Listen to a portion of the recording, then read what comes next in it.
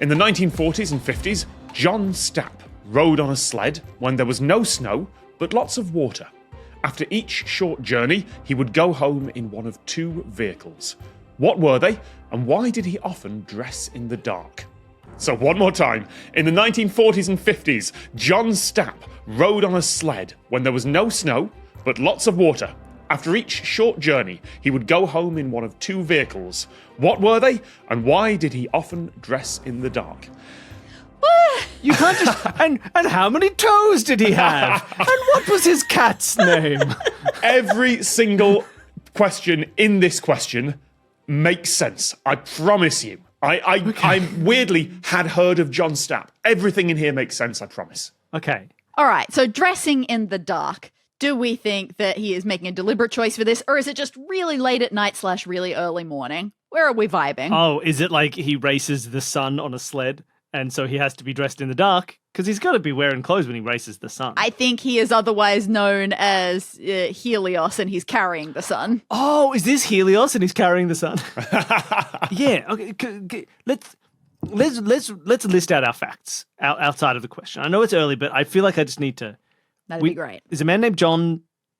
John. Joseph. What? John. 1940s. And it's in the 40s, and he rides a sled, but there's no snow. The normal medium. There's lots of water. There is lots of water, so it's some kind of water sled.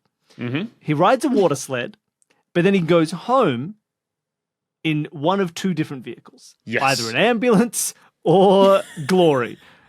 Yes. Okay. Correct. It's ambulance or Glory for John. Yeah, well, an ambulance or his own car. I don't know what the car was called. It might have been called Glory, but yes, you're right that it was either an ambulance or his own car. Very strong. So I answered a question. He goes on his water sled, and he either gets it terribly wrong or it works really, really well. And he gets in his car and he drives home in Glory. I note that there is a lot of water. Do we think we're talking like flood levels, middle of the Amazon levels? What about Canada-America border levels? Oh, goodness. He's going over Niagara. He's a water-falling sled man. You know water-falling sled man? Or is he a rescue worker? Like, is the ambulance not for him, but he's with someone in the ambulance that he's rescued on a sled? That'd be clever. Or it would be him leaving in the ambulance, and he would be the patient. He is in uniform, though. You're right about that. Ooh, he's in uniform. Not a stuntman, although you said he wasn't known in any way. Stuntman is close. Not the right word, but close. Is he otherwise known as Evil Knievel? I'm not sure Evil Knievel would have been brave enough to do this. Well, actually, no, Evil Knievel would have been brave enough to do this, absolutely. We're calling out Evil Knievel on Lateral this episode. No, that was unjust slander on Evil Knievel. I think Evil Knievel would have loved to have done this. Interesting. Okay, well, now I am thinking that something about waterfalls or massive rivers and things is along the right lines. This has got to be something intense. And why a sled? What are you sledding with all this water around? And we still haven't even touched on this getting dressed at night situation. Yeah. Was it like testing something before other people in the day would then go and whitewater rafting, but like in the 40s? What? Testing. Ooh. Definitely a key word there. Testing. Okay. Mm-hmm. And so are we thinking, we got to put this out there. I don't know if we're on the same page here.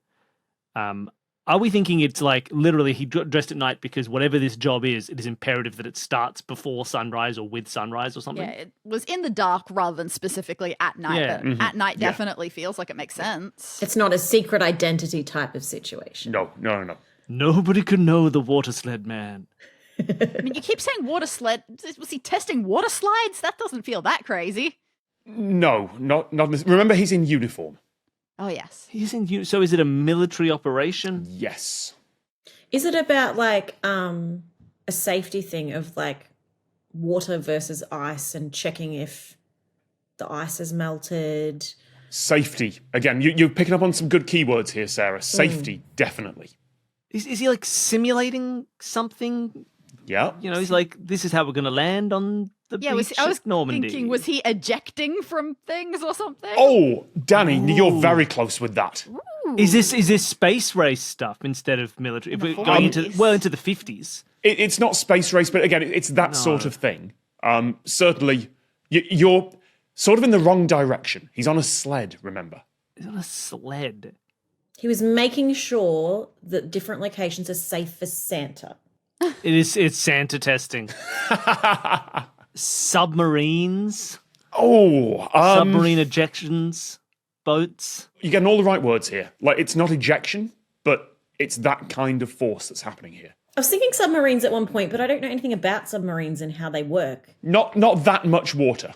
Okay, river submarines. And you said short trips. Very short trips. Hovercrafts. Hovercrafts are big. They got big 50s energy. And with space race, like you're thinking space race, things like that. What did the space race have? Landing. When they land after the missions, they land in water. Wrong axis. Oh, okay. So Left and right. We're going horizontal across the world. We're going horizontal. He's just learning to surf. Okay, but also we were talking about space race. It's just rockets. Rockets, yes. It's rocket testing. They're firing rockets out. This is a rocket sled. Oh, sweet. no, that feels horrifying. Did he come out of a rocket and we're just He's for just fun? attach rockets as propulsion. He's just testing propulsion. Yep. Rocket technology. Yep. Why on a sled? Why on a sled? What's being tested here? Coefficients of friction. Kind of. What are they using the water for? Slowing him down at the end. Yes. So I'm going to picture the scene for you here. This is a US military rocket sled, which is what they use to test rockets, things like that. It is a sled with rockets on the back on a track. And you light the rocket and it speeds off at anything up to 632 miles an hour, which is the record. That's a lot. And then it comes to a stop in the water in 1.4 seconds. Oh, it's always the ambulance, never the car. New Red Bull competition. Yep. You've got pretty much everything here. You've got rocket sled. You've got what he's doing. You've got all the details there. Why does he dress at night? Why does he often dress in the dark? I assume that he needs to wear a million layers of everything, and maybe the head has to be covered up first before the other clothes can get on. Yep, this is Major Dr. John Paul Stapp. He was a US Air Force physician.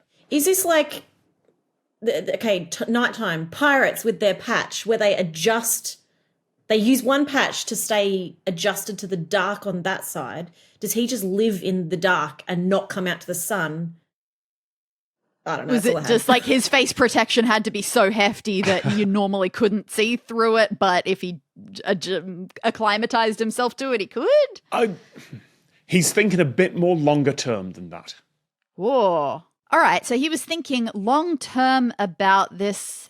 That just makes me think, I don't know, he wanted to be able to practice it in case he couldn't see later. Yes. Oh, did he think it was going to make him blind? Yes, he did. Oh, he had no idea how fast you could rocket. Yep. He was worried about eye damage. And he might have to go home in an ambulance a lot of times after braking at 46G.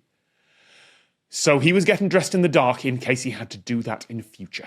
I was happier here thinking he was Superman. That was a happier ending. He is famous in the aviation community. His findings led to modern safety standards and the calibration of today's crash test dummies. The Lateral book is out now. Just click on the link to get your copy.